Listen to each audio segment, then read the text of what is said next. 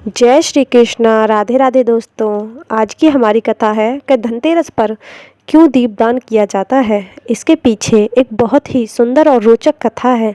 अगर आपको कथा पसंद आए तो चैनल को सब्सक्राइब और वीडियो को एक प्यारा सा लाइक अवश्य करें। एक बार यमराज ने अपने यमदूतों से प्रश्न किया, क्या कभी प्राणियों के प्राण लेते समय तुम्हें किसी पर दया आती है? यमदूतों ने सोचकर कहा, नहीं महाराज, उस वक्त तो हम आपकी आज्ञा का पालन कर रहे होते हैं, हमें किसी पर दया कैसे आ सकती है। यमराज ने फिर पूछा, संकोच मत करो, और यदि कभी तुम्हारा दिल पसीजा हो तो बेझिझक होकर कहो।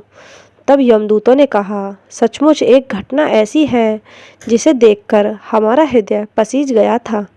एक दिन हंस नाम का राजा शिकार पर गया। जंगल में वह अपने साथियों से बिछड़ गया और भटकते भटकते दूसरे राजा की सीमा में चला गया। वहाँ एक शासक हेमा था।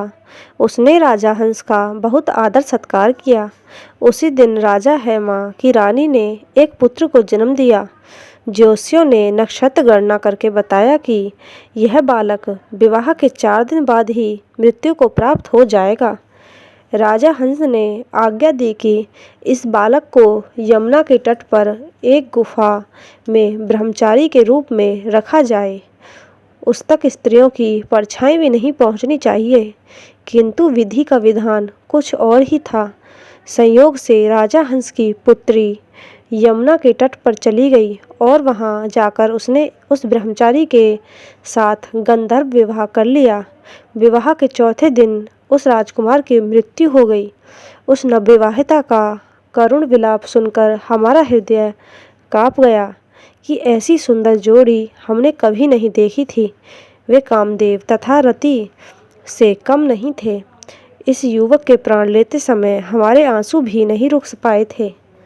सारी बातें सुनकर यमराज ने द्रवित होकर कहा, क्या करें, विधि के विधान की मर्यादा हेतु हमें ऐसा अप्रिय काम करना पड़ता है। यमदूतों द्वारा पूछे जाने पर महाराज ने अकाल मृत्यु से बचने का उपाय इस प्रकार कहा, विधि पूर्वक धनतेरस का पूजन व दीपदान से अकाल मृत्यु नहीं होती। जिस जिस घर में यह पूजन होता है वह घर अकाल मृत्यु के भय से मुक्त रहता है। इसी घटना से धनतेरस के दिन धनतेरी पूजन सहित दीपदान की प्रथा का प्रचलन हुआ। तब से इस दिन को धनतेरस के नाम से जाना जाता है और माँ लक्ष्मी और भगवान धन्वंतरी की पूजा अर्चना की जाती है। आपको कथा कैसी लगी कमेंट बॉक्स में अवश्य बताएं।